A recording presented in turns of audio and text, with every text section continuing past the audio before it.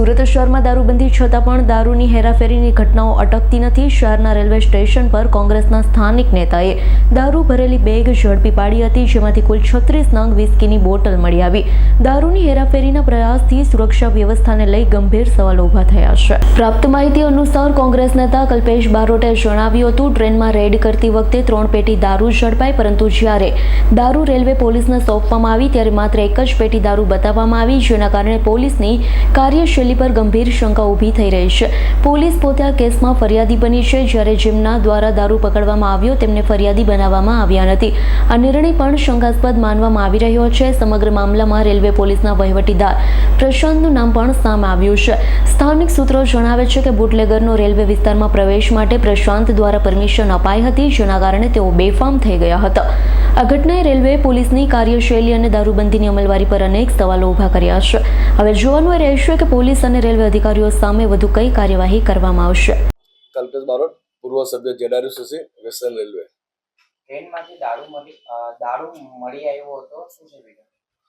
મારા દ્વારા છેલ્લા ઘણા સમયથી રેલવેના ઉચ્ચ અધિકારીને રજૂઆત કરવામાં આવતી હતી કે સુરત રેલવેના વહીવટદાર પ્રશાંત દ્વારા એક વ્યવસ્થિત નેટવર્ક બનાવી ટ્રેનમાં હજારો પેટી દારૂની અવરજવર કરવામાં આવે છે। સુરત ખાતે વાપી, વલસાડ, સેલવાસ, દીવ, દમણ, મહારાષ્ટ્ર, ગોવા, નંદુરબારથી એકદમ વ્યવસ્થિત નેટવર્ક ગોઠવીને હજારો પેટી દારૂનું સપ્લાય કરવામાં આવે છે। ત્યારે પોલીસ દ્વારા કોઈ કાર્યવાહી કરવામાં ના આવતા અમારા કાર્યકર્તા સાથે 2 દિવસ પહેલા નવી પાર્સલ ઓફિસ ખાતે દારૂ લઈ જતા બુટલેગરોને પકડેલા હતા।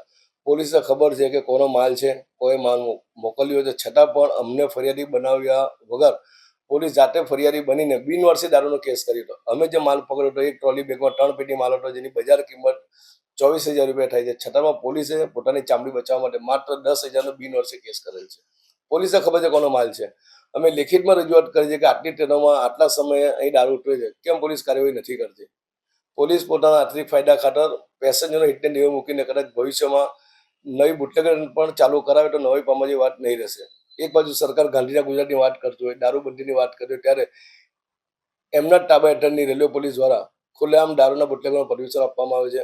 રેલવેના એસપી સાહેબ સરોજકુમારીજી, સુરત રેલવેના પીઆઈ વ્યાસ મેડમ એક બાજુ પેસેન્જરના હિત માટે સતત કાર્યરત, ત્યારે એમના જ વહીવટદાર અધિકારીના અંડામાં રાખીને માત્ર ને માત્ર બુટલેગરોને પરમિશન આપવાનું કામ કરે છે। એ સિવાય સુરત રેલવેનો વહીવટદાર પ્રશાસનનું કોઈ કામ હોય એવું મને લાગતું નથી। આપણી શું માંગણી છે? મારી માંગણી છે કે આ જે બનાવ બન્યો છે એમાં જવાબદાર જે બી પોલીસ કર્મચારીઓ એના વિરુદ્ધ તપાસ કરી કાયદેસરના પગલાં લેવા જોઈએ। અને વારંવાર રજૂઆત કરવામાં આવે છે, વારંવાર ટ્રેનોમાં મુસાફરી કરતા પેસેન્જર દ્વારા જનતા રેડ કરીને દારૂ પકડવામાં આવ્યો છે, ત્યારે પોલીસ અધિકારી કેમ આ પ્રસાદને બચાવે છે અથવા જે બી વહીવટદાર હોય કેમ બચાવે છે, એક તપાસનો વિષય છે। Bureau report, S9 news, Surat. અમારી તમામ માહિતીથી અપડેટ રહેવા માટે જોડાયેલા રહો S9 ન્યૂઝ સાથે।